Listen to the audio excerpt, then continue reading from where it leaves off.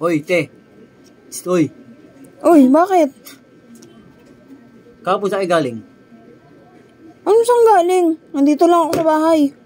Mas kayo kahapon, te. Pinuntahan nyo? Hindi ako umalis. Di nga ako makaalis eh. May pupuntahan nga dapat ako eh. Ano? Saan sabi mo? Hindi ka maalis? Hindi nga ako maalis kasi nga walang bantay dito. Hindi ako makaalis. Eh, samantalang nag-post ka, yung pinuntahan yung lugar, yung resort. Yung beach. Ano, resort? Kunyari pa siya, oh. Ba't di ka nag-iimbita? Ba't di mo ako sinama? Alam ko na. Yung pinost ko. Hindi ka pwede dun. Di daw pwede. Ang dami nyo, ah. Mga grupo-grupo kayo, ah. Mga tropa-tropa. Hindi ko ba ako tropa? Hindi ka nga pwede dun.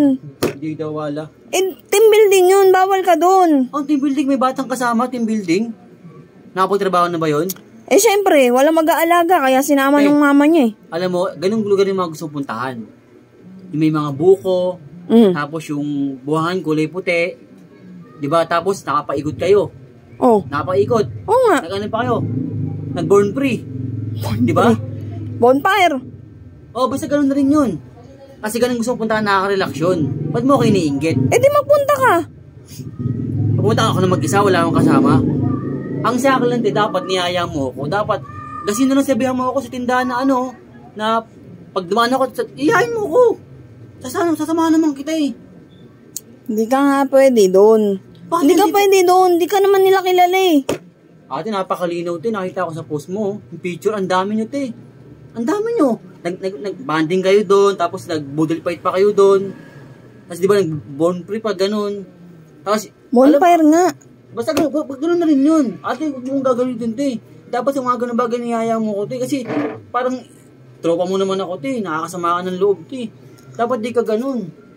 Ang kasino na, ang ganda pinuntahan yung lugar, oh. Ganun gusto ko punta, nakaka-relax dun, eh. Nakakagigil ako sa mukha mo, eh. Alam mo nun, may pang-ambag ka dun. Hindi ka nga pwede dun. Pag team building, hindi pwede mga ibang tao dun. Muna ako. Siyempre, pag sinabihan mo ko ng maaga ako ng paraan para makasama ko sa inyo. Nakakasama ka ng loob kasi nasa Facebook pa, nakapost pa.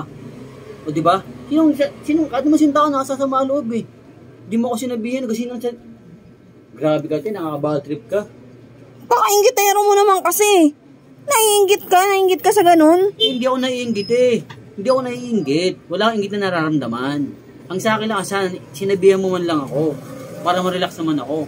Dapat di ka ganun eh, nakaka-bad trip ka eh. Ano ba inaano mo yung post ko? Oh, di ba? Kahapon, di ba nakita ko? Nakita mo, kaya ka nagkakaganyan. Sana maulit-ulit. Oh, di ba? Oh, di ba? Oh, nabasa mo pa na yung caption. Nabasa ang tagal-tagal na nun eh. 5 years na yun eh. 5 years na ba yun?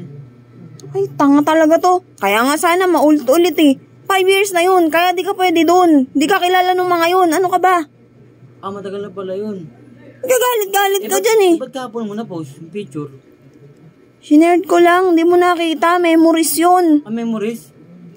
Matagal na tanga talaga to eh. Kaya nagugulat ako sa'yo eh. Kaya pala parang yung body mo parang may shape pa. Yung body mo, iba yung katawan mo. Yung motong anong to. Buisit ka, umuwi ka na nga. Hindi, akala ko kasi. Umuwi ka na, maligo ka doon nang di nag-iinit yung ulo mo. Pati ulo ko nag-iinit sa'yo eh. Akala ko kasi kahapon yung swimming. Paka-ingitero mo kasi. Ingit ah. Sasabi lang kasi yung totoo. Umuwi ka na doon. Buisit na to.